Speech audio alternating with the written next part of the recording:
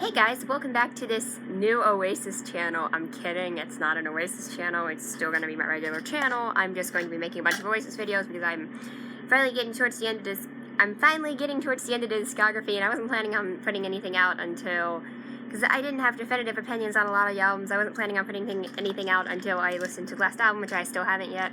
But I was on Twitter, and I've already talked extensively about the Morning Glory album and how much I like it, and I was on Twitter and just randomly ranking the songs, so I was like, well, if I have a ranking of the songs, why the heck not? Why the heck shouldn't I do it for YouTube? I'm like, okay. So keep in mind, I'm going to be ranking 10 songs. I'm not going to include the little interludes or whatever. And also, I like every song on this album. This is like one of those albums like Sgt. Pepper, like I don't want to rank it because, like, I did this with Sgt. Pepper and I was like, I don't like this song, but I'm like, I love it, this song. So this is kind of the way I am with this. Without further ado, my phone is dying and I will try to play it from my phone. I'm going to get into it with number 10. I like every single song. This is also subject to change, and this is not an unpopular geek reviews because everybody loves this album, and if you don't love this album, then what the heck are you doing with your life? I'm kidding, guys. It's okay. You can like whatever you want. Alright. So number 10 is going to be She's Electric, which sounds like a movie.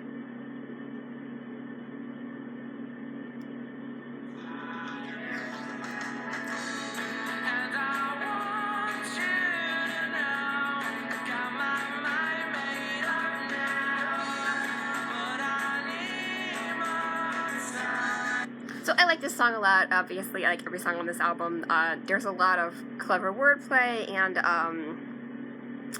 it's got that sort of Beatles-esque sound. I really do enjoy it. Legitimately, the vocals are good. It's upbeat, it's bouncy, but I think in the end that's what my problem is with it. Not that being upbeat is a problem. I mean, this is sort of my same opinion with the Beatles songs that were more upbeat or silly, like When I'm 64. Like, I love that song, but it's still like not. So I just think out of all the songs, this one has the least to say in terms of, it's just a silly story about all this, like, family, this girl, and it's cool. It's like, but they didn't do a lot of like Love You Girl kind of songs, and it's still really clever. It's still a lot better than most other bands would ever make a Love You Girl kind of song. So I still appreciate it. I'm glad it exists, but probably the weakest track in my opinion. And we get number 9, which is pretty controversial. Actually, my number 9 pick, which is going to be Some Might Say, which is pretty controversial. That guitar riff is amazing.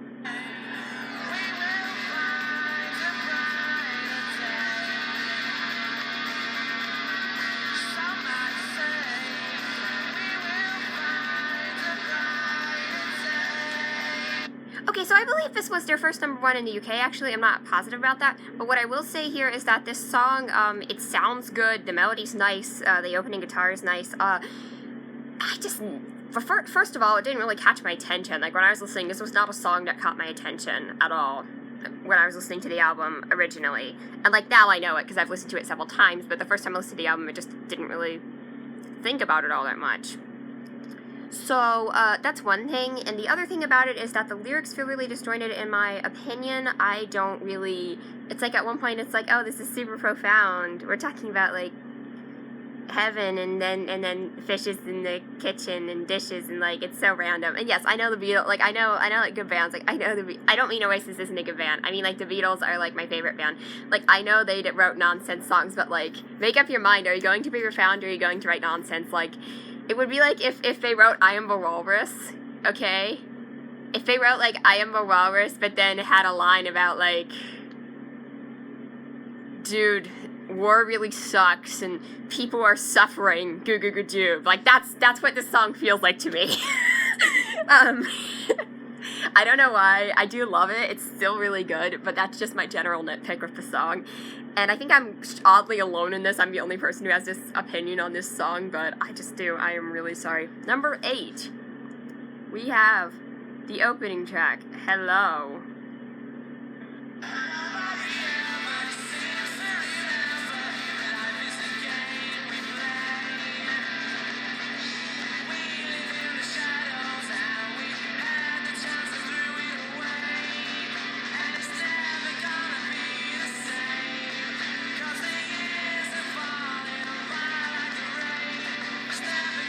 So, again, I really like this song.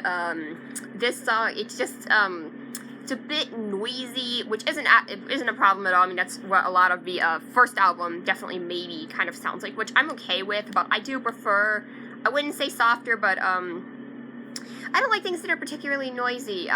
Speaking of noisy, I don't know if I mentioned it, maybe Be Here Now review, and I will do a ranking of Be Here Now. I will do that as well as a review, but because I already did the review, I will do a ranking for that album pretty soon. And I will hope to do rankings for all the subsequent albums, and then a ranking for all of the albums themselves.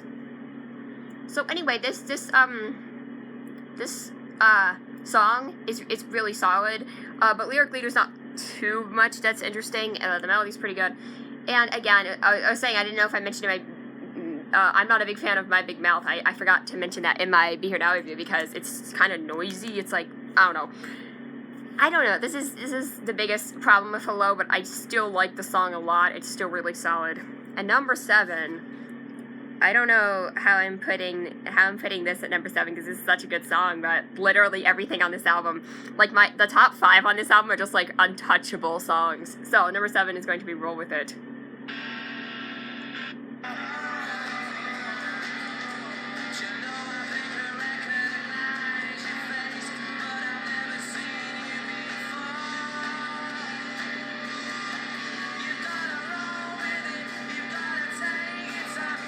Okay, so again, I kind of love the, message of this song. Great vocals, great performance. Again, very Beatles-esque. It's kind of bouncy and poppy, but not in an annoying way, like She's Electric, in my opinion.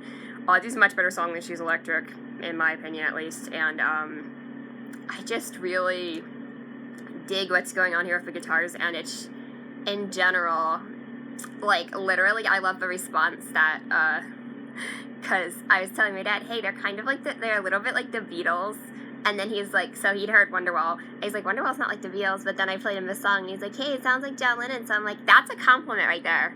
I'm wearing my John Lennon shirt, that's funny. That's a compliment right there. I'm like, if you say something sounds like John Lennon, that is a big compliment, because John Lennon is, obviously, I wouldn't be wearing this shirt if I didn't love John Lennon. So, the song is really good. Going on to number 6, which is going to be a criminally underrated song, Hey Now. Not Hey Now, You're an All-Star.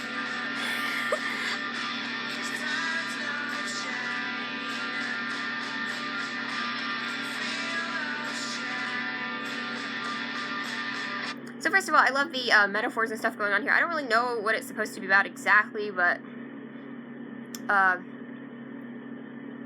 I really like the lyrics, and the melodies really, I like that percussion there, like, dee-dee-dee-dee. And, again, my only gripe with this song, it's just really good in general. My only gripe with it goes on a little bit too long, in my opinion, like, at the end they're just repeating, but it's still a really solid track. And now we're getting into the top 5, which are kind of a lot more untouchable songs, I guess I could say. So, songs which have less faults, we're getting into the really good ones now. So, number 5. I feel like however I rank these is going to be controversial, but I have some slightly unpopular opinions, so number 5 is going, sorry, that was Hey Now again, is Don't Look Back in Anger.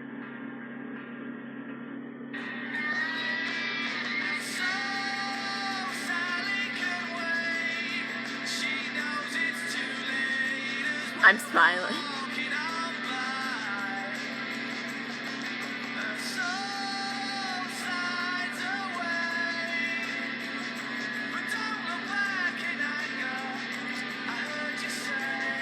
So, this song, obviously, while we were on the topic of John Lennon, obviously a lot of John Lennon influence for this song, which I approve of. And this was the first song with lead vocals from Noel Gallagher, which I wouldn't say I approve of less. It's nice to have variety. I think it works in this case, but some of the later albums, it seemed like they gave them to him a little bit much, and I'm kind of like, Liam's voice is what makes Oasis distinct, in my opinion. No shade to Noel Gallagher. I'm not saying he's a bad singer.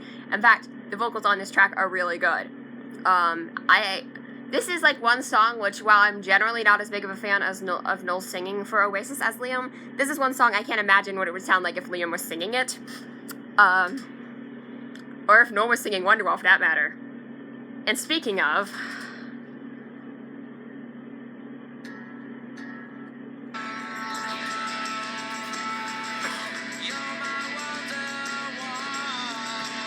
yeah, we all know this song. I'm just gonna throw up those two, like, kind of together. I did put Wonderwall over Don't Look Back in Anger, but they're kind of on the same tier of the songs that have, I guess I would say, slightly overplayed. I wouldn't call them overrated, because they're good songs, like, really good songs. Wonderwall is an amazing song. I love songs like this, which are open to so many different interpretations. My dad doesn't like abstract, I mean, he does like Wonderwall, but it's just, like, he doesn't like, he said he didn't like abstract music, he likes his music to make sense. I'm kind of like, I like how open it is to interpretation, how vague it is. Like, it could be about anything. My dad said it was about a famous person who is no longer famous or something. I don't know, like, that's not what it is, but, like, I don't believe that anybody feels the way I do. Like, and I heard, like, it's an imaginary friend, and then I also heard it's, like, his girlfriend or something, so it's like, oh my god, it's so crazy. There's so many interpretations to it. And that's what I love about a song like this. It's so vague, and honestly, I know it's simple. I know people are gonna brag on the chord progression. Guys, have you listened to, like, mainstream radio in the last 20 years? It's a lot better than something like EDM garbage. I'm not saying I hate all EDM. That's a whole topic for another video. What I am saying here is that if you're going to complain about simple chord progressions, that's literally been all of popular music. And yes, complex, great, prog rock, crazy things, those things are amazing too, and we'll be getting into that, trust me. But sometimes a simple song is good, and in this case, it works so well, and I really can't say anything negative about this song other than, if it's the only Oasis song people know, then I'm going to be, like, whining about it, but it was a song I knew for a long time, but I actually realized how much I loved it when I was listening to it in the context of the album, and when I was listening to it, with context of, hey, this band, instead of just, I love this random song. Like, I was just, before, I was just kind of, this is a random 90s song. I wasn't too big into 90s songs. I was like, it's a, like, Matchbox 20 or some shit. I don't know. But this is, like, actually, like, I'm realizing how much I love this song as I was listening to the album. So, yeah, Don't Look Back in Anger and Wonderwall, two amazing back-to-back. Those songs, wonderful, perfect. Just, I have no words. Alright, next up is going to be my number 3 pick, and this is the song that, I don't know, I might be alone in this. It's a Cast No Shadow. I could be alone in this.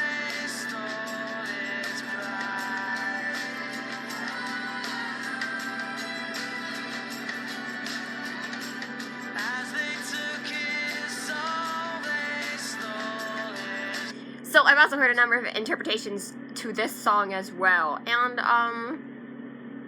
yeah, wow, this song. I don't know what it is about this song, like, oh my god, it's just like,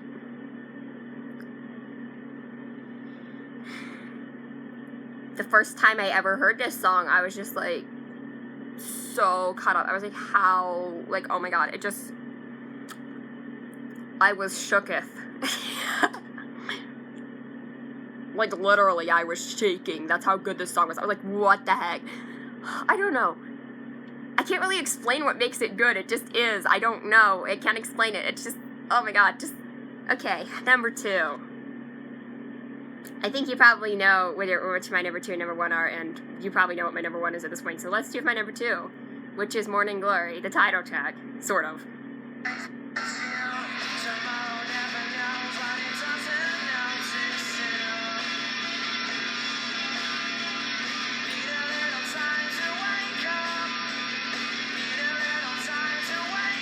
Damn, I love this song.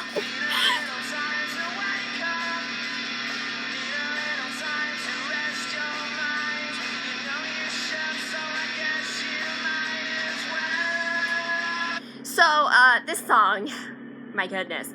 I mean, I kind of lost a little bit of interest toward the middle of the album, not because I was bored, I just was busy doing some other things, so I don't really remember paying that much attention to the song the first time I heard it. But then it grew on me, and grew on me, and grew on me, and I kept paying attention to it. I'm like, oh my god, this is an amazing song. Ooh, baby! So, a few notable things about this song. 1, it's a drug song. 2, it references a Beatles song, which is also a drug song. Come on, don't tell me that Tomorrow Never Knows is not intentional. 3, I don't do drugs. I don't endorse drugs. 4, I'm writing, like, an entire story based on a character. Oh my god, just, like, this inspired writing out of me. This is how amazing this song is. vocals are just soaring here. It's messy, it's big. It's supposed to be big and messy because it's a drug song. And,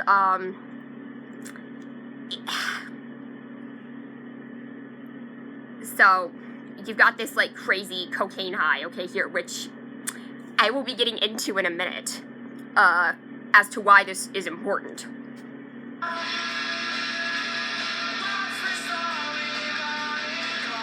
And the vocals are just amazing as well.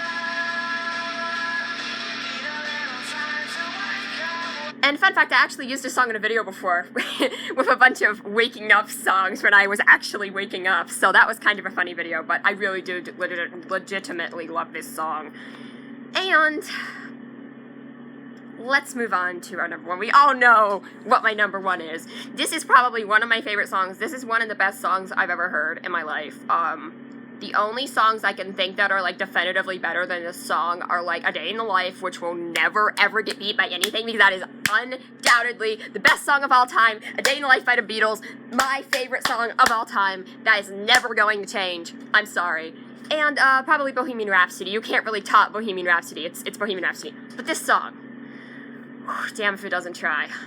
Champagne Supernova.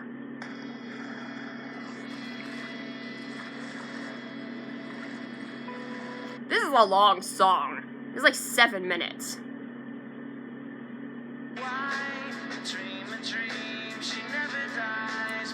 Which normally I object to, which is why I'm not a fan of Yes, because all their songs are like 7 minutes. I probably shouldn't be talking over it. But yeah, in this case, it works so well, it does not feel like 7 minutes. Just, oh my god. And I love songs that have a build to them. This is actually kind of similar to Day in the Life.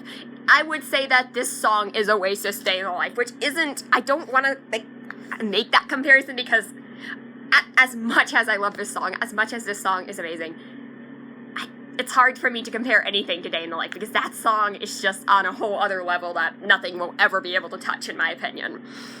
That's just me personally, but that song is legendary, and oh my god, like the Beatles, you can't top the Beatles. But anyway, I was saying that this song, Champagne Supernova, it's got a similar build to Day in the Life. It's somewhat repetitive. It starts out really slow with guitar, and then it like builds and builds and builds. It just kind of has a climax. Now, what this song doesn't do, which Day in the Life does do, it doesn't have like a crazy apocalyptic ending. It kind of just drops off. It's like has a quiet ending. Like it kind of like escalates and then goes back down. So, basically, the progression for Champagne Supernova is like,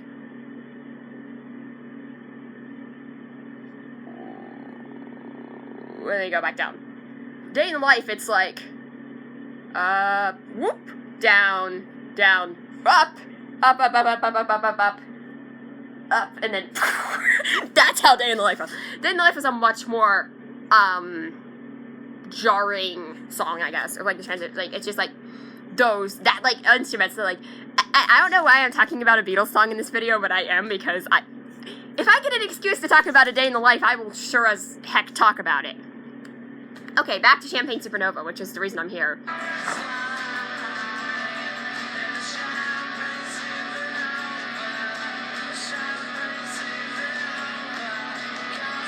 That little bridge bit, that, 'cause people believe, oh, that's so good. It's just soaring. It's so, oh my god, it's so good. Like,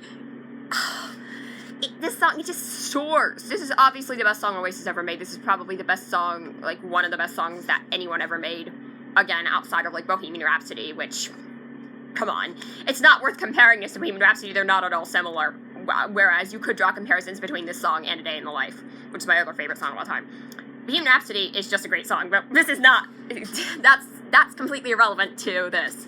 Like, that song, dude. But yeah, anyway, Champagne Supernova, I just love the build-up here. And, there's a lot of contradiction in the lyrics, and I love what they're doing with this. I love the contradiction between, slowly walking down the hall faster than a cannonball and, up in the sky and company for landslide.